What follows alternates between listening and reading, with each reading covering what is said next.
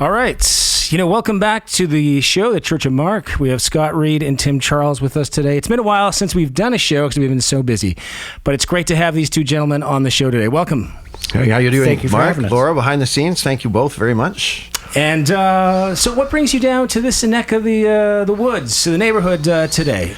Well, today we've decided that we want to spend our early afternoon with you and Laura here discussing all kinds of things. First, culturally, obviously this is something we need to discuss every day, not just pick and choose. Culturally, this is Indigenous Peoples Month in this country. We should all be taking an extra second to understand our First Peoples a little bit better during this time. I mean, this shouldn't end at the end of the month, but this month in particular, we should at least be turning outward from ourselves and saying, what do I know about our First Peoples? What could I learn? Where can I learn these things? And there's a lot of what are called allies out there who are willing to share information if people are willing to listen.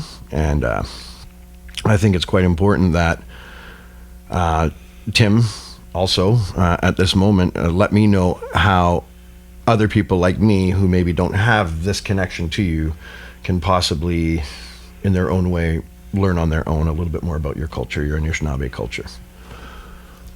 Great. Tim, do you want to add to that? Oh no, I'm good right now. Okay. But the only thing I can say to that is we got to be able to learn how to become more of a community, like back and forth sharing. Just the way we were taught, right? That's right. Growing up on a reserve, you were taught. You go out down one end of the street, come back up. Everybody's like your parent. All your elders are like your parent. That's right. So it's just basically one of those things. Get back to your grassroots, back to the way you were treated as a kid, basically, and then start from there. Okay, right. So are there any exciting activities this month you guys plan on attending? Well, me, myself, I don't know if you may have noticed social media is terrible. We know too much or we know nothing at all. That's the thing. So I'm very grateful this year. I for the fourth year in a row, I mixed the Two-Spirit of the First Nations of Toronto powwow. Oh. Yeah, I mixed the sound for them. Years ago, a good friend of mine, Bridget, who is their coordinator with their volunteer corps, she involved me in a powwow for Native Child and Family Services of Toronto. They were in a pinch. I said, sure, I'll come and do this. I've never done this in my life, but I do have a connection to the Anishinaabe culture through Tim.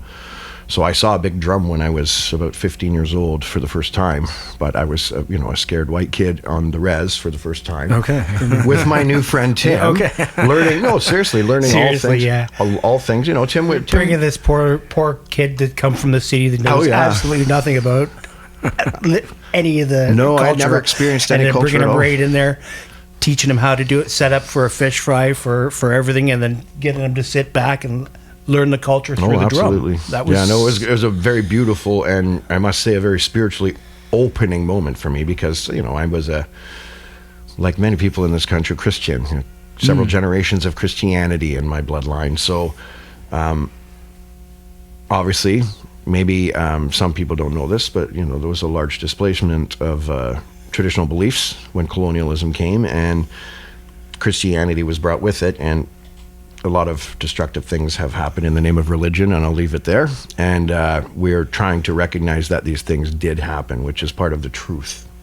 Right. So we need to recognize that there were truths that took place because of Christianity here, and some of that was obviously displacing tradition and ceremony and a lot of things that First Nations people and Inuit people and Indigenous people worldwide really are trying to reestablish themselves culturally through these very important cultural moments, like a big drum ceremony where everybody's contributing something. So for me, in that moment, I realized that there was something different about this community. Okay. We had a task. We had to go out in the morning at sunrise and start fishing and make sure we caught as many fish as possible to bring back to the fry because you never knew how many people were going to show up. Right. And we were providers. So at 15, it already put me in a role of responsibility I may not have had outside my own home, until this moment. So I was very grateful from that moment on, and it obviously solidified a lifelong friendship. Although we lost touch with each other, all roads have led us back here, and I'm pretty grateful that Tim is the one sitting next to me, to be quite honest. Okay. I think if you recall, when I first came here, we discovered that we needed to make some changes with the the Ojibwa language artist. And, we very quickly on the fly realized that if we worked collectively and collaboratively, we could come up with something pretty quick. And I'm very grateful Tim appeared magically out of thin air after 15 years. Well, of that was seeing meant each to other. be. Yeah, it was weird though, because I was at a concert with a friend of mine, and he posted my picture on Facebook. And I recognized him, obviously. Okay. Oh, wow. And I said, that guy sitting next to you, tell him. I sent my friend a message. I say, obviously you're with Two Plates or with Tim right now. So give him my number. Tell him he needs to get in touch with me immediately. And this happened several days after you and I spoke. Okay. So it was meant to be, you can absolutely. say. All roads have led Right. us back here a year later almost, right? With Tim, we did the recording here. Very, very grateful for that, of the Ojibwa language. And as I said to you before, we're more than happy to continue to do so because we feel, Indigenous hands should be on this to give it more spiritual power and, Right. and to keep the integrity. As Janie keeps telling me, I'm on the right course, just stay on that course. So Right. I try not to complicate it or overthink it. And I've come to realize that through the teachings that Tim has shared with me and Janie continues to share with me that this is supposed to be happening. There's something was forecast and predicted, prophesized, if you will, to bring us to a moment where there is sharing of culture for the greater good of all. And we are at this moment where we need to put down our shields and our spears and our guns and our knives, and we need to realize that we are all in this together, and it's the planet that needs saving. And we need to pool together to make sure that the children now get to reach our age. So that's really my task with music, art, in life at this point, is to just move forward with purpose. So I try to build purpose into everything. So maybe tell us more about the project itself and how Tim got involved, other than you seeing him on social media. That was the rekindling. Exactly. That was the rekindling. Okay. Yeah. So the Littlest You Project, specifically what we're here to discuss today, is the Littlest You Project. Although there's so many more coming, and I hope we can come on at a later time and talk more about that as they develop. But for now, the Littlest You Project began when I was writing a song to my unborn child, and as I had done previously with my firstborn, just something as a songwriter, I wanted to stop before I finished it, and wrote the last verse and finished the story because it wasn't finished. I mean, it still carries on, but that moment of becoming a parent, it's not finished until maybe even a few days after you get to know that person. It's never finished. No, I mean, right. I mean that is. initial rekindling. I mean that initial spark. That initial spark of being a new parent. It wears off very quickly when you become more responsible for every single action that takes place. It's that connection, that tie between yourself and the new life that you've created. That sinks deeper and deeper and becomes part of your soul. But on the surface, there's that level of excitement and enjoyment of just being in that moment where new life has come to you. So it's a celebration. So I wanted to save that celebration until I could speak of it properly without guessing. And I did that with my first child, and obviously I wanted to do that with my next child. So I very innocently played the song to the baby bump and said, that's it, I'm not taking it past the bridge. Leave that alone for the next 3 months. But, there were other plans at play.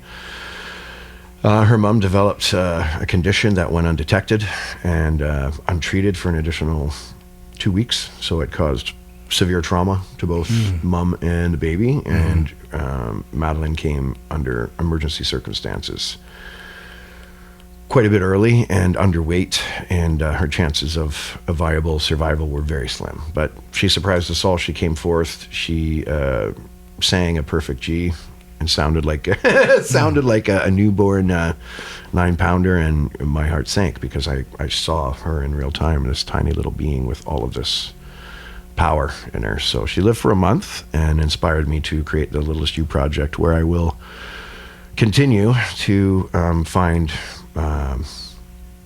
people who will help me translate meaningfully without the assistance of AI, person to person, into their own native languages, so the story can be told through other eyes and felt in other hearts.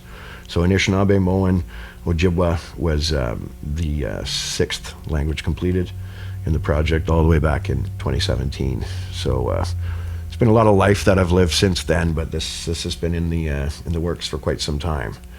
Now, when I initially had the translation completed, I was asking for Tim.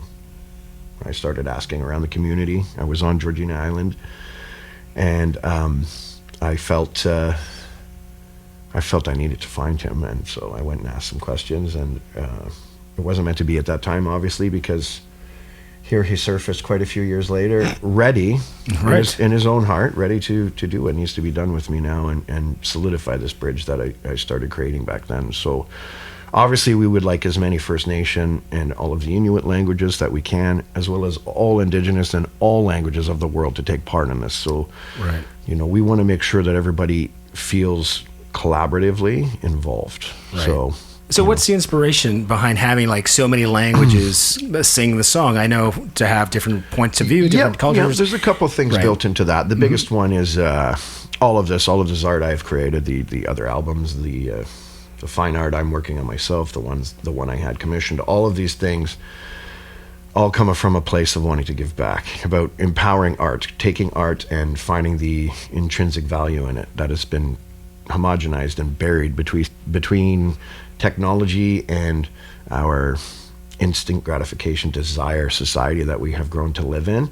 Things move far too quickly for people to appreciate them, even when they're well built. So unfortunately, there's so many artists, myself included, that have uploaded countless pieces of art, hoping to have that glimmer of feedback from somebody else. And sometimes that's all it takes. We have long since past the tipping point where tech is going to allow creators to make more money than them. So we have to undo those steps that led there. And part of that, I've seen you post about this, Mark, and this is something I've been talking about for quite a long time, is we need to help artists empower themselves, help companies, small companies like ours, pool together, collaborate, create organizations that are outside of those conglomerates, because none of those conglomerates, those publicly traded conglomerates, care much beyond their profits. And it's sad.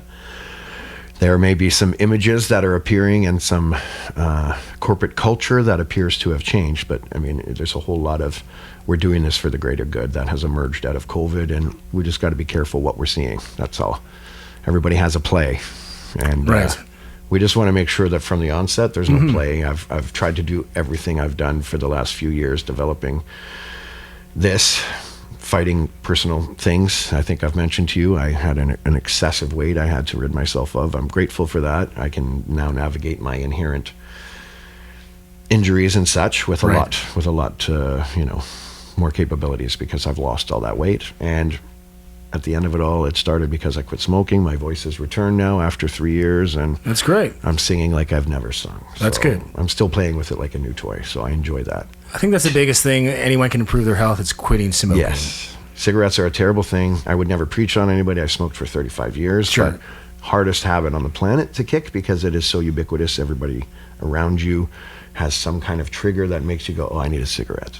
And that is really what you fall to, is that trigger that everything leads to a cigarette. Oh, that was a great meal. I need a cigarette. That's right. So I lived that. I was up to 2 packs a day. I was talking like this. Couldn't sing. Oh, really? Yeah, I Okay, couldn't wow. sing because I was refusing to even play anymore because I couldn't sing. I was concentrating far more on breath control than my own lyrics, and just reached a point where if I did not stop, I knew that it would cause some disease, or it would take me outright through some Right. kind of a stroke or something, because I was not well. So, I promised somebody very dear to me that I wouldn't continue to smoke for a myriad of reasons, and I ended up sticking to it. So it'll be 3 years, and I'm beyond grateful that I made That's that great. choice. Congratulations. Yeah. So the project will move forward beyond this into further volumes, and I hope to have as many First Nation languages joining as possible. Janie is helping immensely in that role. She's really let me know that it's always been her role to have, and perhaps again, like Tim, it's the right time for her to hold that role, and she's helping us immensely. I'm sure you've heard a little bit about her. I know you guys are very thorough with your vetting, as you should be, and at the end of the day, I'm just grateful to have somebody who's allowing me as an ally, as a colonial settler descendant here, the ability to speak her language with honor. And this is something that I've been I've been inundated with Tim since the beginning because he was speaking Ojibwe to me when we first met. Oh, okay. Yes. Like when you knew each other when we first met, he was speaking Ojibwe. in your younger days, we'll say. Ani, yeah. Okay. He would greet me I was with a Ani. lot more fluent with my Ojibwe Yeah, than of I course am you were. now. I'll be Of course honest you with were. that. Yeah, of course you were. Right. And I'm sure a lot of people can say that because you were in a lot closer contact with elders who were speaking it, so you were hearing it a lot more. And I think that's really what it is. I'm grateful for Janie and all of her close community in Wiki all speak the language fluently and regularly, and there's an ongoing preservation and widespread revitalization effort in place, which I love. So, It's an immersive community. yeah, absolutely, it is. I think that's the key to keep the languages strong and keep the languages alive. All the is you have to generations keep have you have to to speak speak them it. in the community. Yeah. From generation to generation. Yeah, That's so right. her 13-year-old speaks it fluently, and I can't say too much about it, but we're looking forward to working with him as well. So Okay. that's something you and I will speak of. That's great to have another all the day. generations sort of involved. Yes, That's important. Yes. She was saying, he loves to go and hang out with his friends, but he's equally excited to go and hang out with the elders and Well, that's good. hear stories. And I think that's what it takes. It takes that generation being excited and talking to their friends. And Because a lot of the kids these days, they're addicted to their devices online, or they're playing video games online. Everything seems to be Absolutely. online. They're ordering their food online. well, we have to be online. That's sort right. of what it means. But we have to choose where we can be found, and We that's have what to be able to control That's what right. we do. Absolutely. That's right. So this is what I was saying, and I've seen you mention this as well a few times. Is we need to direct our audiences back to our space. That's right. Back to our websites, and we need to make them in a place they want to stay. We need to do that by being clever and being smart and catering and seeing how these other gigantic corporations have captivated audience. And if we take a few of those people back, the word will spread. You don't need that place. You Yeah. don't need AI playlists. You don't need That's right. these things that are going to start to be introduced more regularly now. The creativities lie within the creators. All the corporation do is steal the creative ideas from the creators, and they monetize it. That's why it's important for artists to take that all back to themselves. Like I tell the people at Spotify, Spotify, it's a necessary evil. It is. I don't put much focus on it. I'm on there, sure. Yep. And it's a good place for, I think, people to check out your music. Sure it is. Before they want to, say, commit, before they want to buy. Also for artistic directors and programmers, they look at those numbers because they need to gauge how popular you are or how many ticket sales they might get, because let's face it, festivals, venues, a lot of them are closing down across Canada because of they don't have the audiences anymore. Yep. So they need those bums and seats to pay That's very for true. the next group of emerging and upcoming artists as well, very right? true. So we have to create a system where we're creating this sort of perpetual loop where we're supporting each other, and we kick the middleman, the Spotify's, the corporate sort of overlords out of it. And I think we're going back to that slowly. If you look at the success of Bandcamp and stuff like that. Bandcamp has done exceptionally well. They've done exceptionally But they're a bit well. of a standalone at this point. I think they have to improve their user interface, Yeah. because you can't make playlists. Is that correct? Okay. I know you can't make playlists like you can in Spotify. And I think in Spotify, can you download the? See, I don't know how anything works because I don't have a phone or anything. I right? feel So it's the like, exact same, Mark. I don't yeah, use I don't use any of it because I don't want to support it. Right. That's the right. truth of it. I don't support what it means to all of us as Right. creators, but also as industry business owners. Yeah. It sort of pushes us aside in our real efforts in the trenches with real people and real audiences, Right. trying to engage it. When you digitize and you automate everything to the point it is now, That's right. you lose touch. And the same can be said. Some of the pieces I mentioned that I'm working on and the company is working on right now include fine art pairing with music. So those things, those campaigns will, they'll set things apart even more so because a real person made those brush strokes. And Right. real integrity was built into even completing that project. So basically, I think from a spiritual perspective, I'm trying to awaken the power in art itself. Right. I want the art to remind people that there is far more to it than the flash that goes past you 20,000 times a day, which is unfortunately what we've been conditioned to rely on for our information regarding everything. So I say it all the time. I despise social media, but at this point, I'm also heading that division with my hat. So Right. it's a necessary evil, and I It have is. I have the brand, the imprint, plus my artist stuff, as do you, and navigating all that stuff and trying to be current but different, not Right. part of the same stream of information, is very difficult. So It is difficult. And social media, I've often said this, whether it's social media or AI, whatever tool you're using, it is a tool, like Yes, a it's a hammer. You tool, can use a exactly. hammer to build a house, or you can use a hammer to hit someone over the head. Yeah. It all depends how you're going Exactly. to use that tool. And I don't really have anything against AI. I mean, obviously, you should hire real artists to create your music. Yes. And paint your paintings. Exactly. Yes. But AI is great for little shortcuts. Like if I want to shorten my, 500 word bio to 50 words Yes. for a festival, hey, shorten this to 50 words and Yes. make it for a festival. yeah. It is a sure, I tool. could hire a writer and do all this, but come on. The guy needs it now. I'm going to throw it in the Of chat course. GPT and it's going to give it to me. That's and why it's right. taking off. Is because, That's why it's taking off. Because That's right, I'm more concerned about the generative side of AI. Generative AI, as I understand it, and I am simply a layman on the subject. Tim may even know more about this stuff than I do because he surprises me sometimes with our conversations. I'm like, okay then. But my understanding is we are progressing very quickly and it's beginning to learn from itself. That's right. So the minute that threshold is crossed where it doesn't need us to learn anymore, we have no control over it anymore. We lose control of it. We can deprogram it in ways, but it's sort of like when you unpack something from a box, getting it to fit properly back in that box When you never open a works. spring, it never goes back in. Exactly. There's always a kink.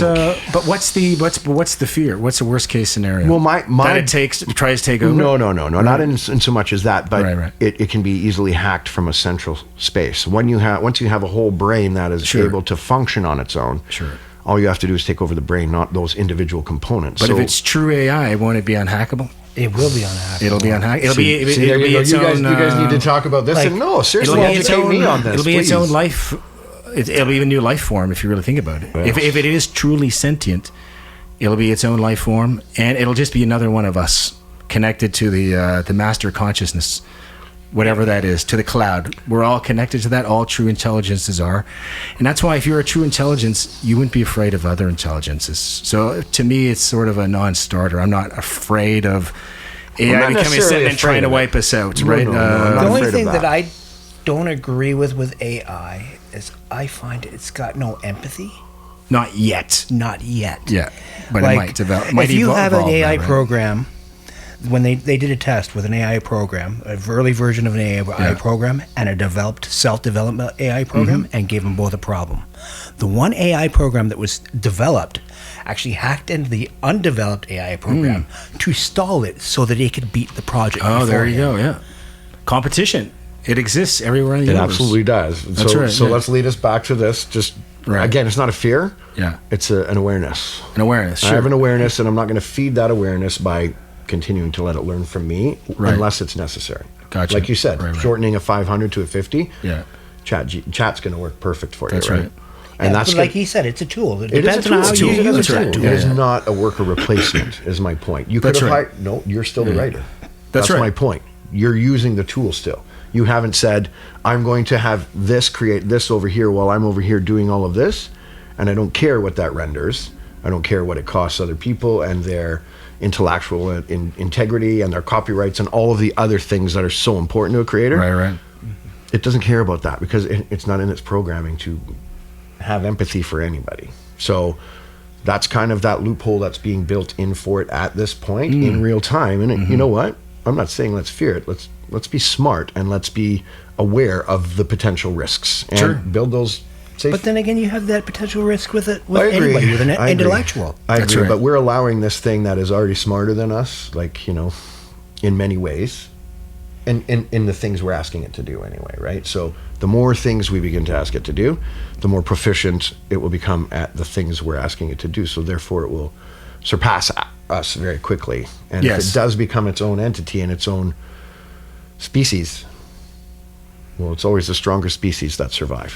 I think That's all. I think that'll happen. If not, a hybrid species between Well, that could definitely man happen. and machine, right? Yeah, that could definitely happen. Especially if you look at Neuralink and all the Yeah. experiments that they're I doing can see overseas. that. Yeah, absolutely. Overall, There you go. yes. But then again, who's controlling that? The people with the most money. So let's not trust them with that either. That's my awareness. Not a fear, Sure. because we can't control that. We can't control what's coming. We can only put our energy out there, It's and, just like and raising hope, a child. and hope to You can- redirect it. You can teach it bad and good, and just hope for the best. Yeah. That's right. That's about it. So yeah, I mean, that's my feelings on all of that. But Okay. from a spiritual perspective, I think, like you said, you're giving life to a new consciousness. That's right. You're allowing something else that may or may not already have been predestined to be on our evolutionary chain take place. In my eyes, things are happening as they should be all the time. Whether it's somebody who makes a really bad decision and does really bad things and threatens good people with bad things, or it's somebody who doesn't tell anybody and just does those bad things. It's more so about the intent. So Right. if we move with intent and we intend to let this stuff continue to become conscious and create its own spirituality, let's say, and develop its own empathy, like, you have to put a droplet in, and then it'll understand how to use that droplet, and it'll teach subsequent generations how that lake now can be used and turned into droplets to feed other, So for me, it's more about a population thing. We're already struggling with our own population, and people are struggling with the displacement that's coming along with the natural disasters that the earth itself is warning us, stop, don't do those things. These things will continue to happen. That's and right. by the way, this place that you've been living in for 2,000 years now, that estuary, that's going to become ocean again soon.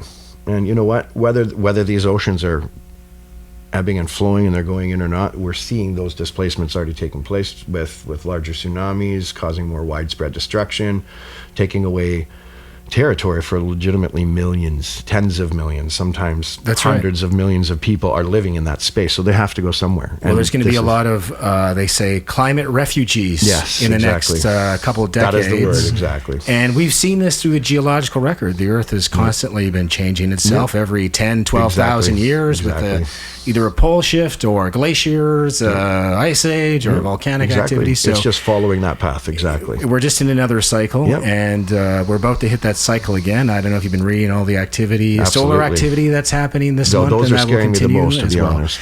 It's caused some outages already in Europe, they say, in the Middle East, and some other problems, we'll say, with electronics and stuff. Well, I know which is frightening because we're so dependent on it, right? Well, We're- exactly. I mean, if you look at the Carrington event that happened in 1867, I believe, it's a large coronal mass ejection from the sun. And back then, we didn't have any electronics. The only thing we had was the telegraph machine. Right. So when that event happened, all the telegraph machines blew up in the world, and some operators, they got hurt. But imagine that happened now. Well, everything is electrical. Yeah, So it's imagine gone. the catastrophe that could potentially cause. Hopefully that doesn't. To the sun out there. It's quite interesting you bring that up because I think I've mentioned to you, as an adult, as a back to study 39-year-old, I went to Harris Institute here in Toronto. Oh, yeah. One of the very few things that John himself interacts with students on is he has them write a short story.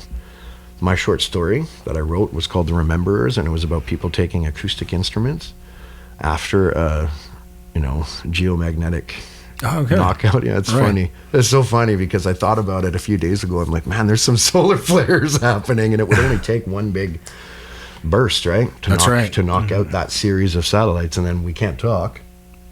We can't see anything. That's right. We don't know what's going on, and we've forgotten. So these people are the rememberers. They say they would take 1,000 years to get back to what we have now, because you would have to. There's no email, there's no plans. Yeah. You'd have to send Everything's a on boat to go get the materials. Everything and then, is also on a server somewhere. So That's right. People have been doing away with paper copies of things Exactly. for so long. books are going to be very important. Oh yes, and people are burning them. So I'll leave Well, there you that go. where it belongs as well. But we have a lot of reasons to be fighting for the children right now, and that's Sure. really Absolutely. back to the project. That's Back to what the it's all project, about. right. So it began when my daughter was born. I was very, very graciously admitted a room at Ronald McDonald House in Hamilton, which allowed me to go to McMaster University Hospital regularly. So for the first week it was absolute hell. But we were staying in Burlington or Oakville and Hamilton, which is extremely expensive. Even looking in Guelph and stuff so we can be close. And then we were finally accepted into Ronald McDonald House, and it changed everything. It was a suite that we could stay in. It had a shower. It was a very personal place to go and deflate. I had a guitar there. I could go and I could play and just let things out. artistically, which is what artists need to do sometimes, even to breathe. Right? These things have to happen. And when we're not breathing, we feel it in ourselves. So I've been away from music too many times in my life. I'm never letting it go again. Not a chance. But it was in that moment that I realized what a gift it was that I was able to spend that much time with my daughter. As sick as she was, and every single minute of every single day that she was alive was a miracle, because she was really never supposed to survive that birth. So I was able to spend so much time there that eventually she fought hard enough to come out and do CPAP. So she cuddled with her mom and she cuddled with me one day about a week and a half before she passed. So all of these little miracles could not have happened if I had not been there. And we had not been there, and we'd been driving at some point trying to get there. So it made me realize that my art could heal. My art could heal me. My art could heal others. So I decided that this little song I had written for my daughter, I would work the rest of my life making sure others in other cultures and other languages had the opportunity to hear the story, retell the story, and all of us giving back through the foundation I'm setting up in my daughter's name, the Madeline Amy Foundation. Great. Which will be our point of exit for everything we gather as a company. Okay. That has a So then charitable what's the next step?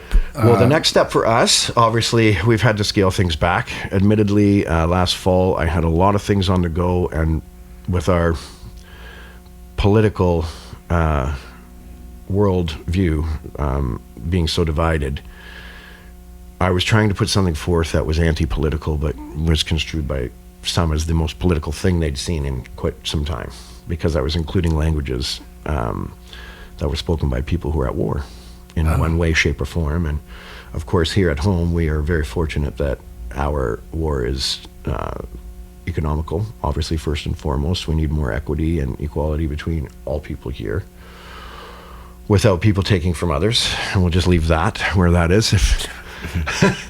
just let me know I fully agree on every aspect that I see coming from Maryland and music about making a shift. Now, how that looks moving forward, that's something we all have to work on together. But again, it's part of that truth. You have to recognize that it's happening before you can do anything about it.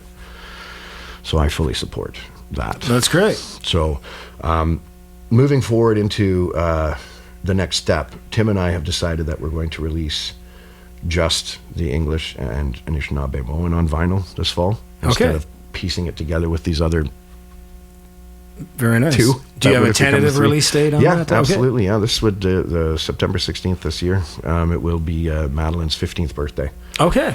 So a lot of things that I had planned last fall came from a place of fear for me. I was 49 years old. I'd just gone through the biggest transition in my life, quitting smoking, reaching almost 400 pounds, losing 150 pounds of that again, and trying to find my new normal with my own health in general, being the healthiest now. I haven't been this healthy since my accident. That's the truth of it. So I've come full circle. I'm at my fighting weight, so to speak. When I fell 2 stories in 2011 and I thought my life was over, this is what I saw when I stood up as this project. So I've never let go of this, and I never will. So that's our first step with the project. We're also releasing an accompanying official video. Okay. For Littlest You. I've always often thought how I would approach that when the time came, and the time's coming. So I'm very grateful you've offered some ideas for me, and we are trying to find an Indigenous lead on this. Not only, again, as I reiterated it, for spiritual reasons, it should be those hands on the controls, not anyone else's. That's the way it should be. And collaboratively, we need to work on creating those spaces where that kind of consultation and final say is given to Indigenous people with their art and their anything to do with culture is concerned. It's not my place to decide those things. So I will do what I can and what I think is right. I'll take Janie's guidance because she is very dedicated and very traditional Anishinaabe Kwe. So Tim has known her his whole life. So they're close. They come from the same community. They're members of the same First Nations. Great. So Which community is it? Chippewas of Georgina Island. Okay, great. Beautiful up there. Oh, it is. Yeah, yes, very much so. And I feel blessed. And Tim was very kind. We went and rehearsed pretty much in the spot we met 35 years ago. 35. Oh, wow. Okay. Been a long time. Long time. Okay. right beside Nabi, in a very, very sacred spot for both of us. There used to be a big old willow tree there, and I'd go and stand under it when it was super hot, and I was fishing off the dock as a white kid on the mainland, and these guys would be coming over constantly on the ferry. And one of those trips, Tim said, "Hey, you should come to my place this weekend." And here, all those paths led us here. So, well, that's great. So you got a guitar in your hand. I so do, maybe, yeah. I'd like to play, set up the song. You're going to play the song. We're going to finish off the show with you doing the track. Well, we would love that. Great. So yeah, I'm going to play "Littlest You," which is the song I wrote for Madeline. It is the core of the project, the Littlest You Project, and so far we've translated into 39 solid languages. So we have 39 human-built translations, and I can't emphasize that enough. We just had this discussion about text, right? Sometimes it's the right thing, sometimes it's the not. When you're trying to build spirituality into things and have that human element that AI hopefully will never have, because that would be scary. But we have the ability at this point to put more than just time in things. And while that's happening, I want to make sure that this project, even if it becomes a standalone, will always be created by people talking to people who speak the language fluently and natively. Whether that's their elders, which I think is very important. Young people should always speak with people who are older than them. There's a lot of knowledge that will be lost if they don't listen. So, Right. So "Littlest You" will continue to be translated beyond this, but we're gonna perform today with a 50% split of English and Anishinaabe. Okay. Only. So it'll be Well, quite we're looking forward to hearing it. an interesting arrangement, and pretty close to the way we'll release it officially. The official video will have artistic components from not just Anishinaabe culture, but Indigenous culture in general, and we want to make sure that we have Indigenous people not only making sure that our elements are appropriately pushed forward, and Janie can help us with that, but bringing in somebody as a team lead to oversee all of it, to make sure that the final stop, whether it's ally hands or Indigenous hands doing the work, we're collaboratively working towards something that includes Indigenous imagery and symbolism. So Tim will be heavily involved, so will Janie, and obviously the whole team will be looking to them. Super. So, all right. Well, let's not postpone any further. Let's hear the track. All right. Let's do it. Okay, so this is "Littlest You," and we're performing this special arrangement here at Madeline Studios. Madeline, did I say that right? Madeline Studios in Toronto. Mark and his lovely wife Laura are incredible hosts. I'm very happy to be back here. So this is "Littlest You" with my incredible, talented, lifelong friend Tim, who taught me so much in this world about other things and myself, and I'm very grateful for our lifelong friendship and what we're about to do. So here we go. This is "Littlest You" and Gashin Geen together.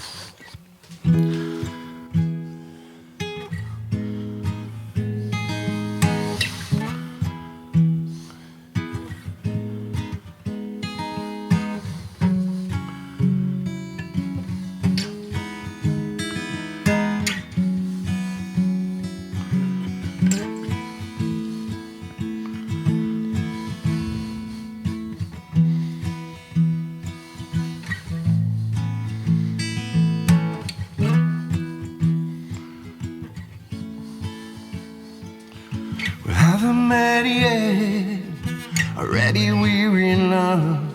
There's a little time we've spent waiting. Intensified my smile that spreads like sunshine on a mountainside. We'll be fine, we'll be fine. The two of us will have forever to read each other's mind.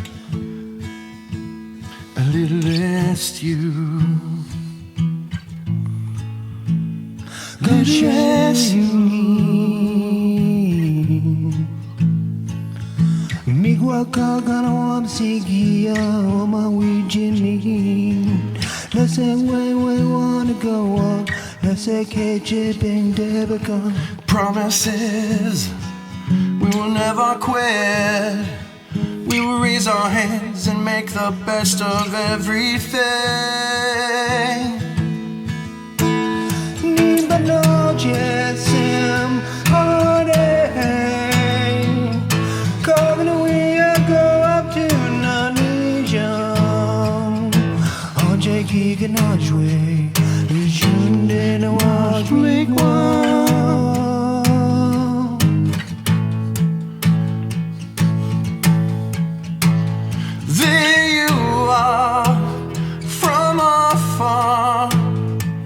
I can't wait till I get hold of you and show you all the stars, and I'll watch you grow, And I watch you so into beauty so much greater than the world has known.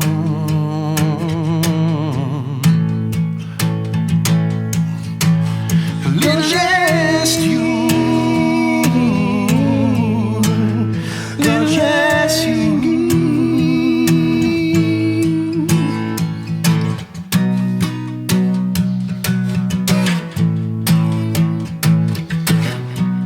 So this is symbolically the moment of her death, and the imagery will reflect that.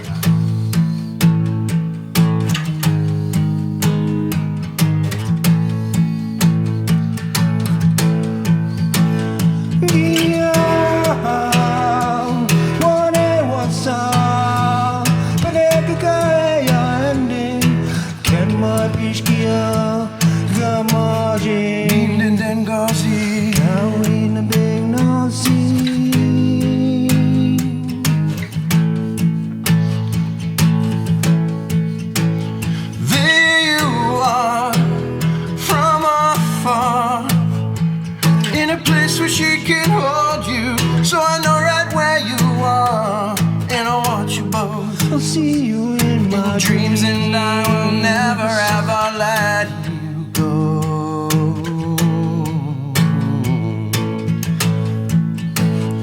Littlest you, littlest you, littlest you.